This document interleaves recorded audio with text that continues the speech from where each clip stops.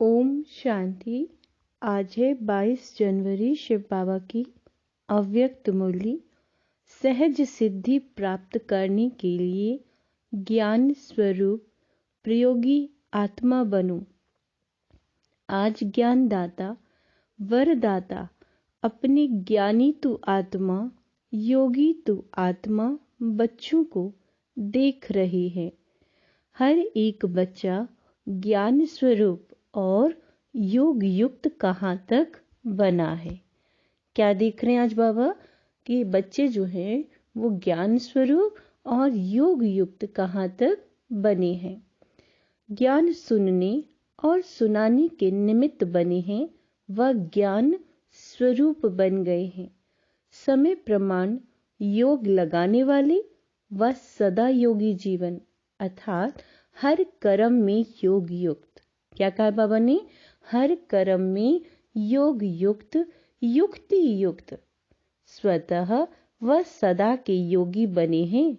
किसी भी ब्राह्मण आत्मा से कोई भी पूछेंगे कि ज्ञानी और योगी हैं तो क्या कहेंगे?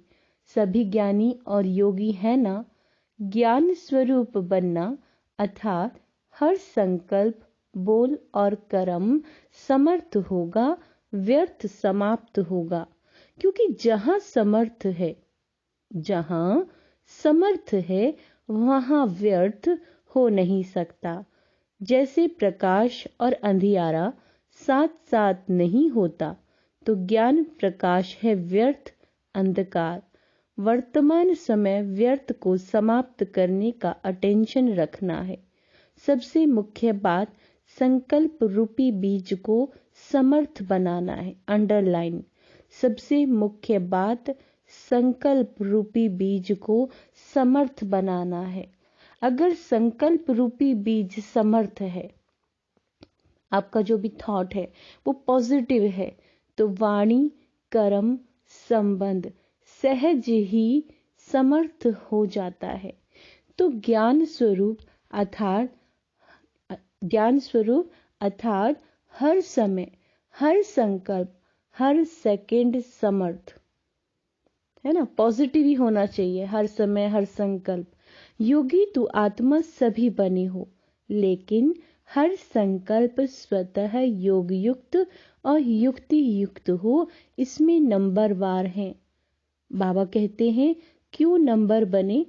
जब विधाता भी एक है, विधि भी एक है, फिर नंबर क्यों? बाप दादा ने देखा योगी तो बने, लेकिन प्रयोगी कम बनते हैं। योग करने और कराने, योग करने में और कराने दोनों में सभी होशियार हैं। ऐसा कोई है जो कहे कि योग कराना नहीं आता? जैसे योग करने कराने में योग्य हो, ऐसे ही प्रयोग करने में योग्य बनना है और बनाना है। इसको कहा जाता है योगी जीवन अर्थात योग युक्त जीवन। अभी प्रयोगी जीवन की आवश्यकता है। क्या कहा बाबा ने? अभी प्रयोगी जीवन की आवश्यकता है। जो योग की परिभाषा जानते हैं, वर्णन करते हो, वो सभी विशेषताएं प्रयोग में आती हैं। बाबा पूछ रहे हैं सबसे पहले अपने आप में ये चेक करो कि अपने संस्कार परिवर्तन में कहाँ तक प्रयोगी बने हो। अपने संस्कार परिवर्तन में क्यों? क्योंकि आप सबसे श्रेष्ठ संस्कार, आप सबके श्रेष्ठ संस्कार ही श्रेष्ठ संसार के रचना की नींव है। अगर नींव मजबूत है तो अन्य सभी बातें स्वतः मजबूत हुई ही पड़ी हैं। अगर नींव मजबूत है तो यह देखो कि संस्कार समय पर कहीं धोखा तो नहीं देते। श्रेष्ठ संस्कार को परिवर्तन करने वाले कैसी भी व्यक्ति हो, वस्तु हो, परिस्थिति हो, योग के प्रयोग करने वाली आत्मा को श्रेष्ठ से साधारणता में श्रेष्ठ से साधारणता में हिला नहीं सकते। ऐसे नहीं कि बात ही ऐसी थी, व्यक्ति ही ऐसा था, वायुमंडल ऐसा था, इसीलिए श्रेष्ठ संस्कार को परिवर्तन कर साधारण व व्यर्थ बना दिया। तो क्या इसको प्रयोगी आत्मा कहेंगे? अगर समय पर योग की शक्ति का प्रयोग नहीं हुआ, है ना, क्या कहा है बाबा ने? तो क्या कहा है बाबा ने? तो इसको क्या कहा जाएगा? अगर समय पर योग की शक्तियों का प्रयोग नहीं हुआ तो इसको क्या कहा जाएगा? तो पहले इस फाउंडेशन को देखना है ना, कि कहां तक समय पर हम प्रयोगी बने हैं। अगर स्वयं के संस्कार परिवर्तक नहीं बने तो नए संसार परिवर्तक कैसे बनेंगे? प्रयोगी आत्मा की पहली निशानी है संस्कार के ऊपर सदा प्रयोग में विजय। दूसरी निशानी है परिस्थिति पर योग के प्रयोग द्वारा विजयी।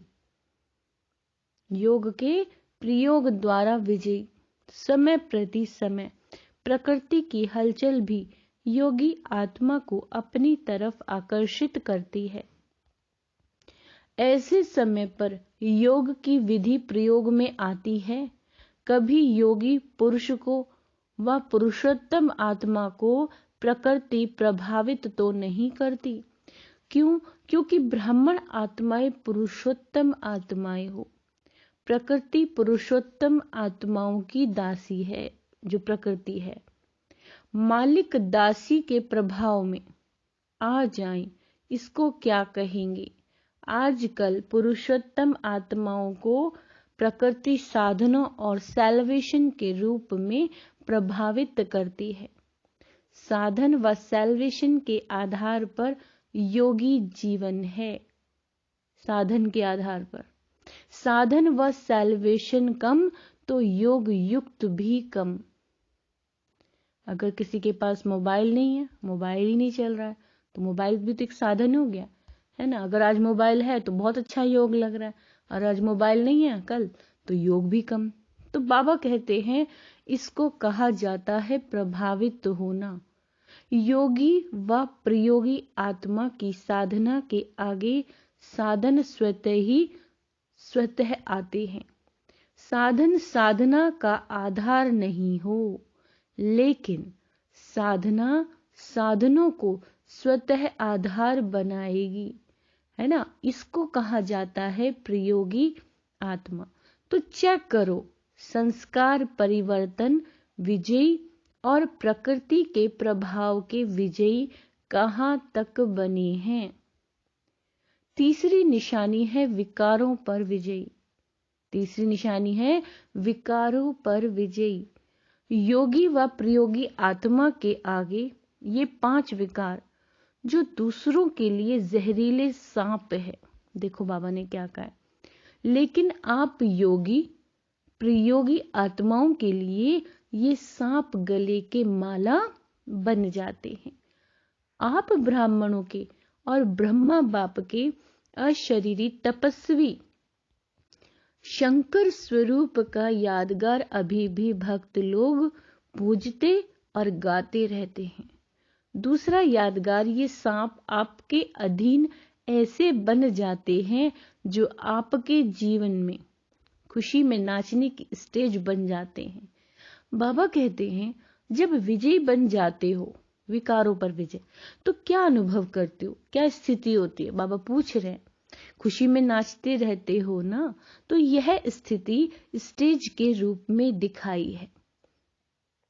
स्थिति को भी स्टेज कहा जाता है, जो आपकी स्थिति है। ऐसे विकारों पर विजय हो, इसको कहा जाता है प्रयोगी। तो ये चेक करो कहां तक प्रयोगी बने हैं। अगर योग का समय पर प्रयोग नहीं, योग का समय पर प्रयोग नहीं, योग की विधि से समय पर सिद्धि नहीं, तो यथार्थ विधि कहेंगे? बाबा पूछ रहे हैं, यथार्थ विधि कहेंगे, है ना। समय अपनी तीव्र गति समय प्रति समय दिखा रहा है। अनेकता, अधर्म, तमोप्रधानता हर क्षेत्र में तीव्र गति से बढ़ता जा रहा है। ऐसे समय पर आपके योग के विधि की वृद्धि व विधि की सिद्धि में वृद्धि तीव्र गति से होना आवश्यक है। नंबर आगे बढ़ने का आधार है प्रयोग बनने की सहज विधि। तो बाप दादा ने क्या देखा? समय पर प्रयोग करने में तीव्र गति की बजाय साधारण गति है। तो बाबा कहते हैं बच्चे अभी इसको बढ़ाओ, तो क्या होगा? अगर इसको बढ़ाएंगे तो क्या होगा? सिद्धि स्वरूप अनुभव करते जाएंगे। आपके जड़ चित्रों द्वारा सिद्धि प्राप्त करने का अनुभव करते हैं। देखो कितनी बड़ी बात बाबा ने बताई है कि आपके जो जड़ चित्र हैं उनके द्वारा भी आत्माएं सिद्धि प्राप्त करने का अनुभव करती हैं। चैतन्य में सिद्धि स्वरूप बने हो तब यह यादगार चला आ रहा है। रिद्धि सिद्धि वाले नहीं, विधि से सिद्धि। तो समझा क्या करना है? विधि से सिद्धि है सब कुछ, लेकिन समय पर प्रयोग करना और प्रयोग सफल होना, इसको कहा जाता है ज्ञान स्वरूप बनना। ऐसी ज्ञान स्वरूप आत्माएं अति समीप और अति प्रिय है। अच्छा, सदा योग की विधि द्वारा श्रेष्ठ सिद्धि को अनुभव करने वाले, सदा साधारण संस्कार को श्रेष्ठ संस्कार में परिवर्तन करने वाले, संस्कार परिवर्तक आत्माओं को सदा प्रकृति जीत, विकारों पर जीत प्राप्त करने वाली विजयी आत्माओं को, सदा प्रयोग के गति को तीव्र अनुभव करने वाली ज्ञान स्वरूप योग युक्त योगी आत्माओं को बाप दादा का याद प्यार और नमस्ते। हम रूहानी बच्चों की रूहानी माँ बाप को याद प्यार गुड मॉर्निंग, नमस्ते मीठे बाबा, शुक्रिया।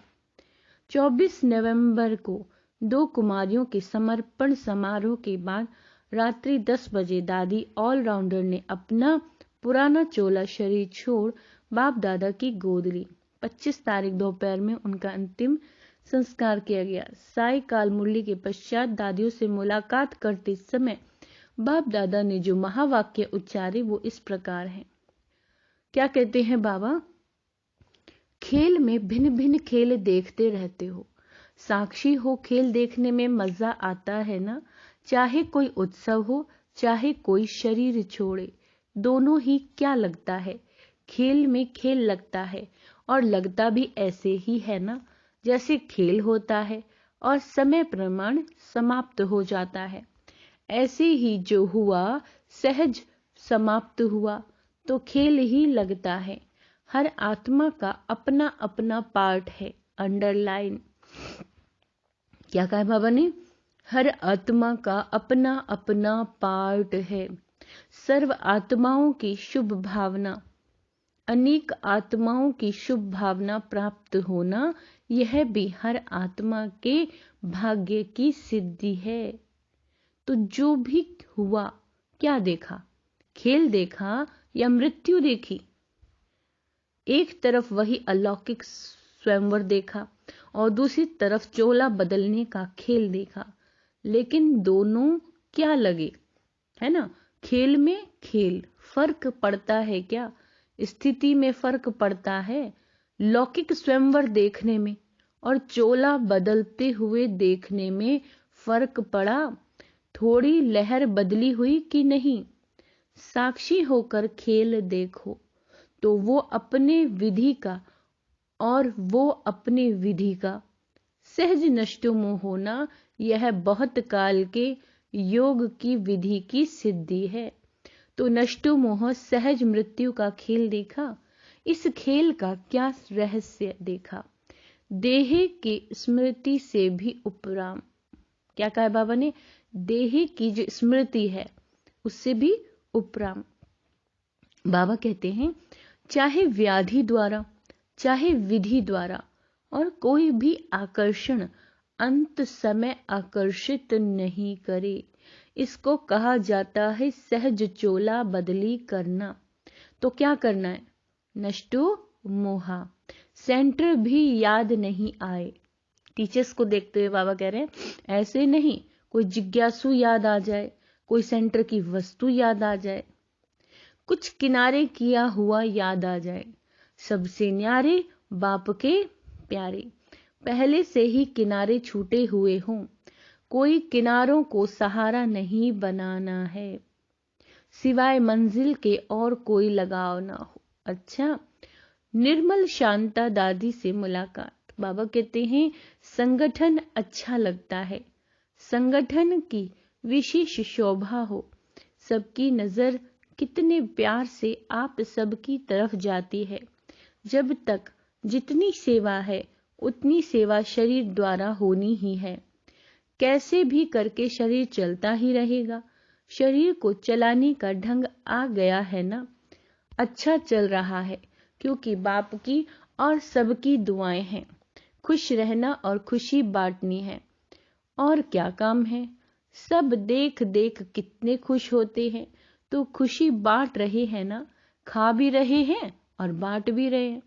आप सब एक एक बाबा कहते हैं दार्शनिक मूर्त हो। सबकी नजर निमित्त आत्माओं तरफ जाती है तो दर्शनीय मूर्त हो गए, दर्शनीय मूर्त हो गए। अच्छा, अव्यक्त बाप दादा की पर्सनल मुलाकात।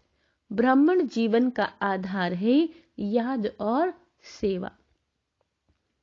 ड्रामा अनुसार ब्राह्मण जीवन में सभी को सेवा का चांस मिला है ना, क्योंकि ब्राह्मण जीवन का आधार ही है याद और सेवा।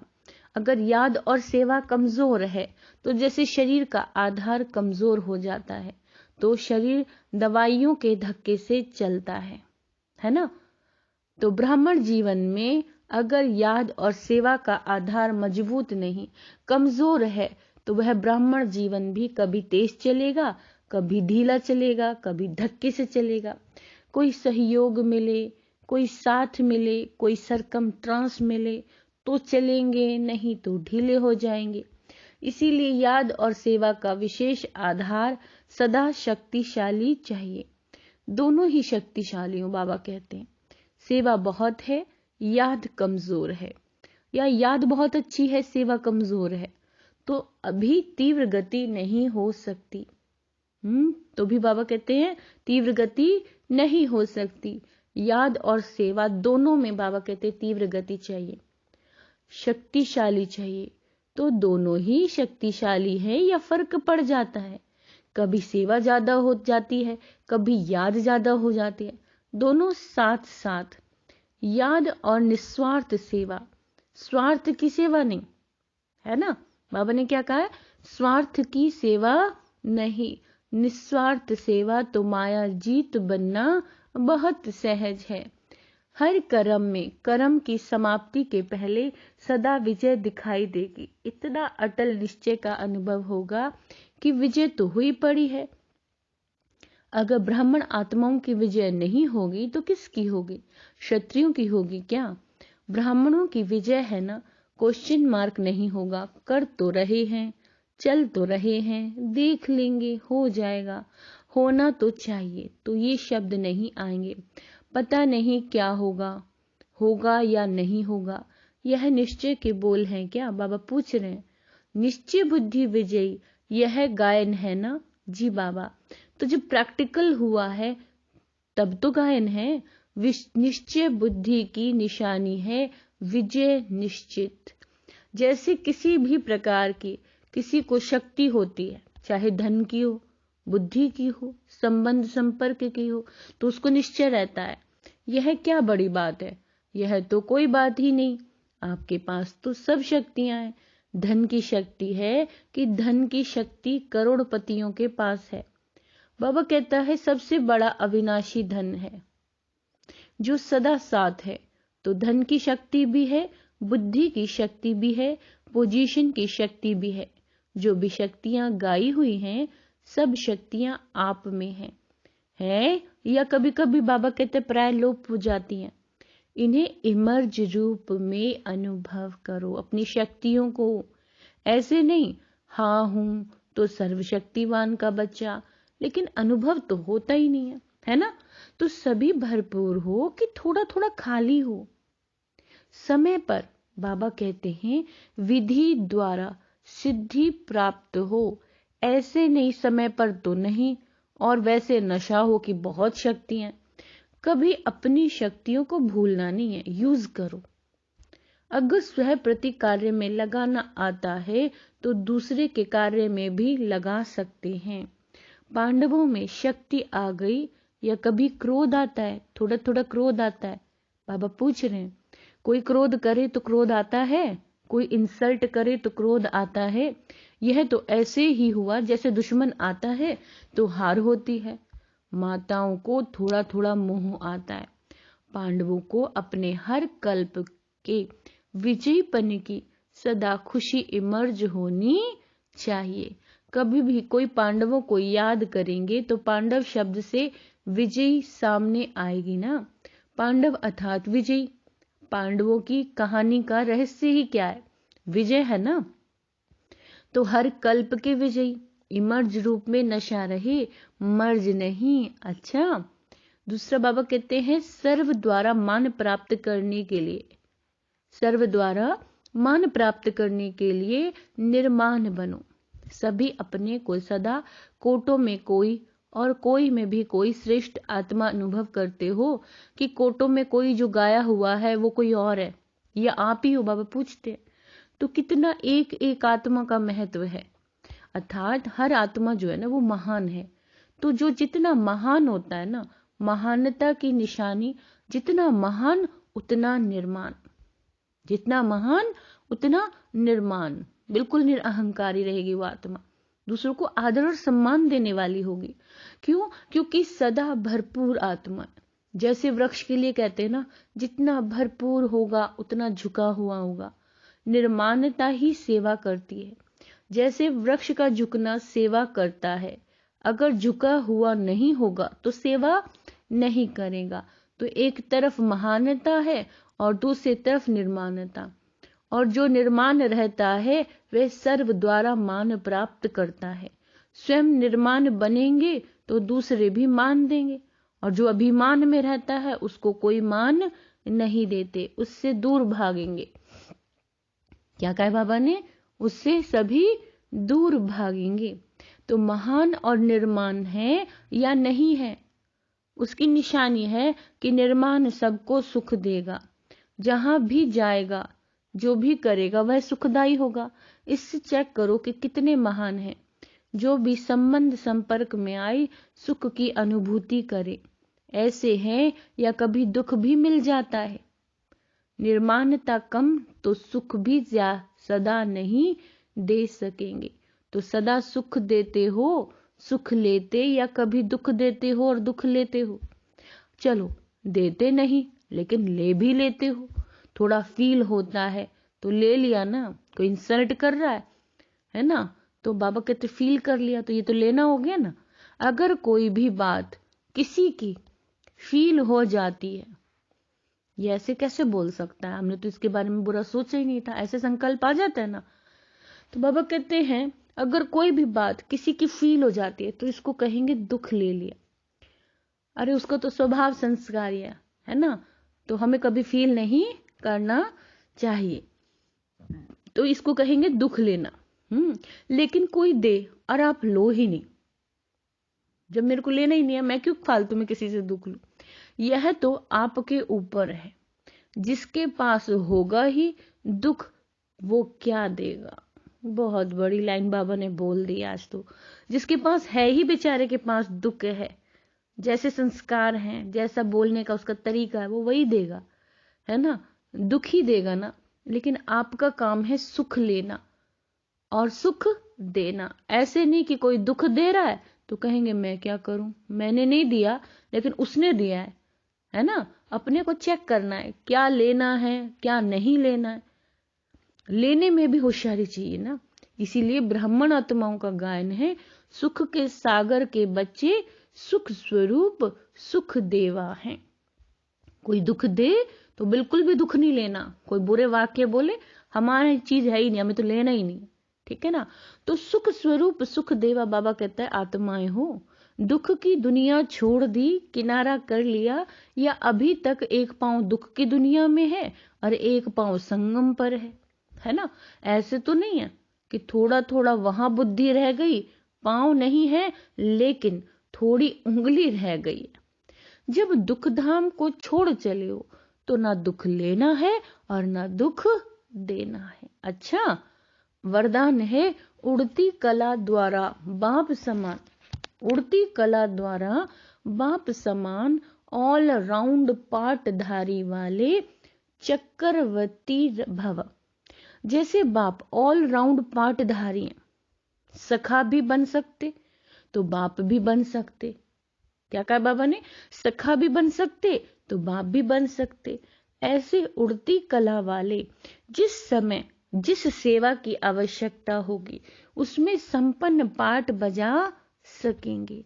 इसको ही कहा जाता है ऑल राउंड उड़ता पंछी। तो हम क्या हैं आज? ऑल राउंड उड़ता पंछी। इसका ही अभ्यास करते रहना। मैं क्या हूं? ऑल राउंड उड़ता पंछी। वे ऐसे निर्बंधन होंगे, जहां भी सेवा होगी वहीं पहुंच जाएंगे। हर प्रकार की सेवा में सफलता मूर्त बनेंगे। उन्हें ही कहा जाता है, क्या कहा जाता है? चक्रवर्ती ऑल राउंड पाटधारी। स्लोगन है एक दो की विशेषताओं को स्मृति में रख, फेथफुल बनो तो संगठन एक मत हो जाएगा। हमेशा क्या देखना है?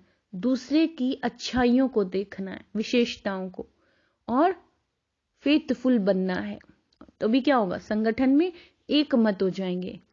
अव्यक्त इशारे हैं एकाग्रता, अर्थात एक ही श्रेष्ठ संकल्प में, एक ही श्रेष्ठ संकल्प में सदा स्थित रहना है। जिस एक बीज रूपी संकल्प में सारा वृक्ष रूपी विस्तार समाया है, सारा वृक्ष रूपी विस्तार समाया हुआ है। एकाग्रता को बढ़ाओ। क्या कहा बाबा ने? एकाग्रता को बढ़ाओ तो सभी प्रकार की जो हलचल हैं वो समाप्त हो जाएंगी। एकाग्रता के आधार पर जो वस्तु जैसी है वैसी स्पष्ट देखने में आएगी, एकाग्रता के आधार पे।